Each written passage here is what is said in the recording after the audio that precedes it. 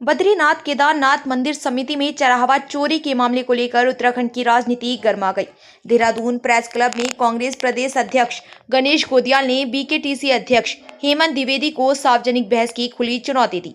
इस दौरान उन्होंने प्रतीकात्मक रूप से एक खाली कुर्सी पर हेमंत द्विवेदी का नाम लिखकर रखा और कहा कि वह तय समय पर बहस के लिए पहुंचे, लेकिन बीकेटीसी अध्यक्ष नहीं आए। गोदियाल ने कहा कि उनका किसी भी नियुक्ति या कथित अनियमितता से कोई लेना देना नहीं। उन्होंने आरोप लगाया कि चरहावा चोरी के मामले से ध्यान भटकाने के लिए उनके कार्यकाल पर बेबुनियाद आरोप लगाए जा रहे। कांग्रेस प्रदेश अध्यक्ष ने पूरे प्रकरण की निष्पक्ष जांच के लिए नेता प्रतिपक्ष की अध्यक्षता में उप समिति गठित करने की मांग करते हुए कहा कि यदि उनके खिलाफ कोई ठोस सबूत है तो अब तक कार्रवाई क्यों नहीं की गई। साथ ही उन्होंने आरोप लगाया कि भाजपा सवाल उठाने वालों की आवाज दबाने के लिए मनगढ़ंत आरोप लगाती है। कि उसको गणना करने में किसने लगाया? गणेश गोदियाल ने लगाया। जब वो नियुक्ति नहीं हुए थे उससे पहले भी नियुक्ति वहां पे लगी थी, उन्होंने कागज शेयर करे जब नियुक्ति नहीं हुई थी, ठीक है, किसी में हेमंत ज्योति अध्यक्ष नहीं थे, तब भी उनको खाली गणना में उनका ड्यूटी लगी। तो मैंने लगाई, उससे पहले उन्होंने लगाई होगी ना। नहीं, आप उनके वकील हो। आप अगर वकील हो तो इधर आ जाओ, यहाँ आ जाओ, इधर आओ। नहीं, सवाल तो ढंग का सवाल पूछो। नहीं, मेरी बात सुनो, आपको ये पूछना चाहिए। नहीं, नहीं, आप जो है आप वकील की तरफ, मेरा ये कहना है, आप कह रहे हो, आप ये कहो कि अगर गणना में, मेरी बात सुनो भाई, गणना में अगर, मेरी बात, गणना में अगर मैंने लगाई ड्यूटी, अगर गणना में मैंने ड्यूटी लगाई तो ठीक। हाँ, निश्चित रूप में अपने साथ ले गए। कोई अध्यक्ष नहीं ले जाता, कोई अध्यक्ष नहीं ले जाता। अरे भाई, मैं बोलता हूँ कोई अध्यक्ष नहीं ले जाता। वैयक्तिक सहायक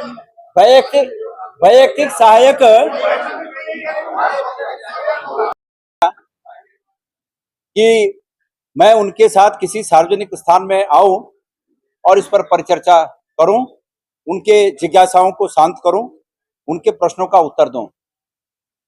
मुझे जब इस बात को सोशल मीडिया पे जानकारी मिली तो उनके इस कथन के, उनके इस स्टेटमेंट के सिर्फ 56 मिनट बाद मुझे पता लग गया और मैंने तत्काल, मैं उस समय कहीं जा रहा था, हरिद्वार की तरफ जा रहा था, और मैंने मतलब उस पे आके लाइव आकर उनके इस प्रस्ताव को सहर्ष स्वीकार किया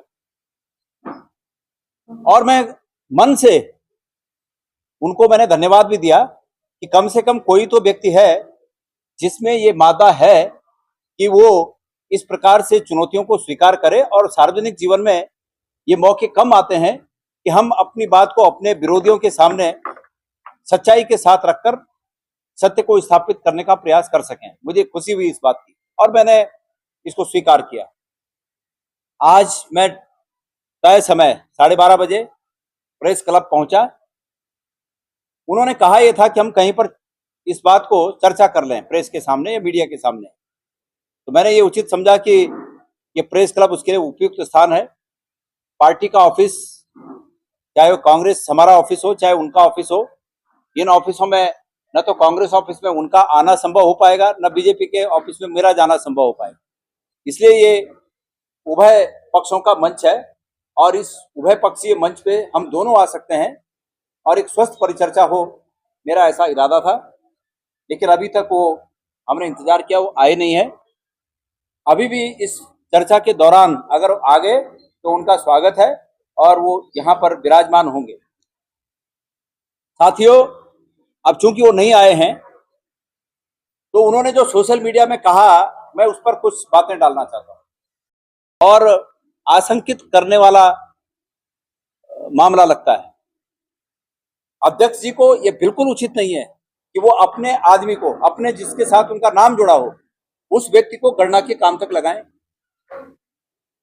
मैं एक बात और कहना चाहता हूं कि अध्यक्ष जी ने इन पापों को छुपाने के लिए मुझ पर आरोप लगाए, मेरे कार्यकाल पर आरोप लगाए।